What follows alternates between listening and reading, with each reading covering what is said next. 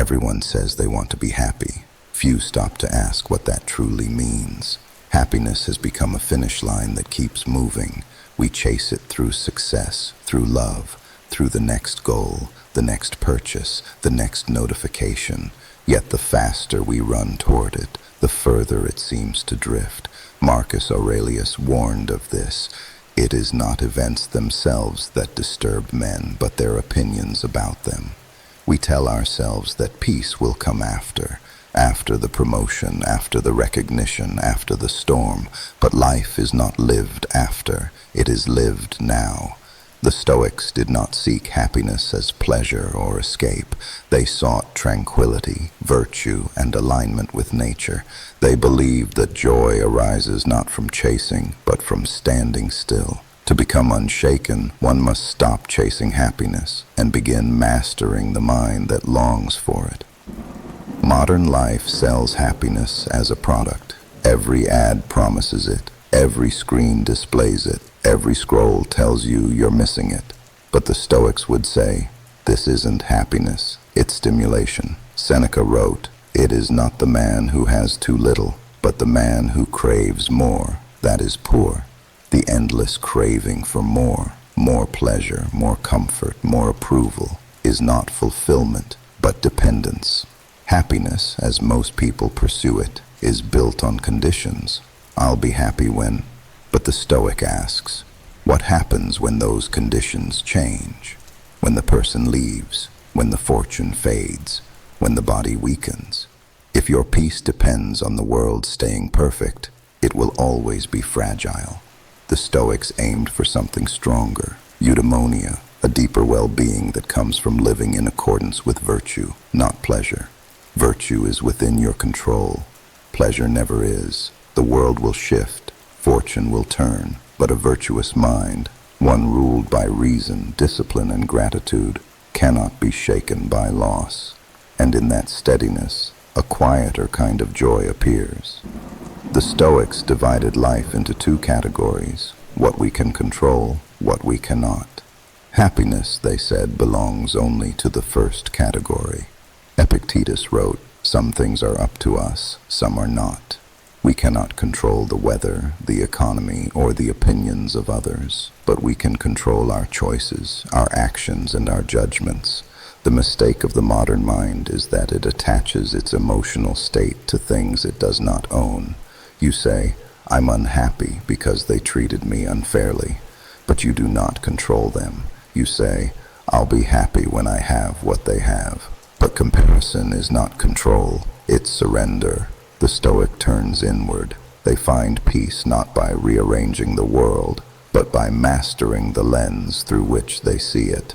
Marcus Aurelius wrote, you have power over your mind, not outside events. Realize this, and you will find strength. Notice, he did not promise happiness. He promised strength. Strength is the soil from which lasting peace grows. To be unshaken is not to feel constant joy, but to remain whole through both joy and pain. The Stoics understood this deeply. True happiness is not something you chase, it's what remains when you stop chasing. The Stoics did not seek to eliminate emotion. They sought to govern it. To them, the highest state was not happiness. It was equanimity, a steady mind, unmoved by fortune or failure. Imagine a mountain. The seasons change, storms come and go, snow falls and melts, yet the mountain remains. That is the Stoic ideal. Marcus Aurelius called it, the mind died by discipline. This kind of calm does not appear by accident. It is built through daily practice. When an emotion rises, pause. Anger, frustration, fear, they rush in quickly. But in the moment between the feeling and your response, you have power. Epictetus taught, it is not what happens to you, but how you react to it that matters. So pause. Ask, is this worth my peace? In most cases, it is not. The Stoics often imagined rising above the earth, seeing cities, people, and lives from the height of the stars. From that perspective, every irritation becomes small, every loss, every triumph, temporary. From above, you see that the world has always moved this way, building and breaking, growing and fading. The universe continues, so why not move with it instead of against it?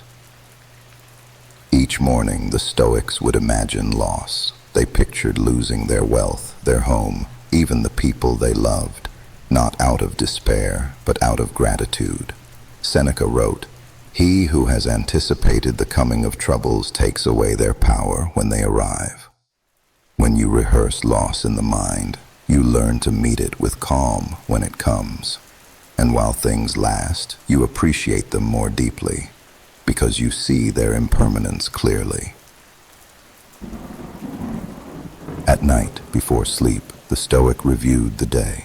What did I do well? Where did I lose control? Marcus did this every night of his life. Reflection is how strength becomes habit. Through awareness, the mind sharpens until calm becomes your second nature. We live in an age that confuses pleasure with happiness. The marketplace sells stimulation, not peace. Scroll a little longer, buy one more thing, compare your life to another's. The system profits when you feel incomplete, but the Stoic knows you are not empty. You are simply distracted from your own depth. Happiness cannot be found by adding more. It comes from needing less. Social media turns life into a contest of appearance, but Marcus Aurelius warned, don't waste the rest of your time worrying about what others think. You cannot see another person's internal life, only the mask they wear. Measure yourself not by their applause, but by your alignment with your own principles. Comfort weakens discipline. The Stoics practiced small hardships, walking in the cold, fasting, silence, to build resilience. Seneca said, "Set aside a certain number of days during which you shall be content with the scantiest and cheapest fare." By living simply, you realize happiness was never hidden in luxury, only in peace of mind. Desire has no finish line. Each victory breeds a new want. The Stoics broke this chain by questioning every impulse. Do I need this to live well, or do I only crave it because I am restless? Happiness begins where craving ends. When you stop chasing happiness, you begin to live. The Stoic seeks not euphoria, but serenity, a peace that survives both good and bad fortune. Imagine a flame that burns quietly within. No storm can extinguish it. That is the Stoic flame, the steady fire of reason, acceptance, and gratitude. The unshaken life is not free from pain. It is free from panic. You will still feel sorrow, loss, and uncertainty, but you will not be ruled by them.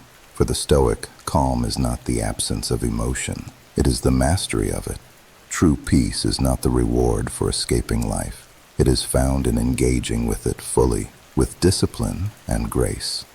Stop chasing happiness. Stop running from pain. Instead, build the strength to remain steady through both. Life will continue to move, fast, unpredictable, impermanent, but you can remain unmoved, not cold, not numb, simply clear.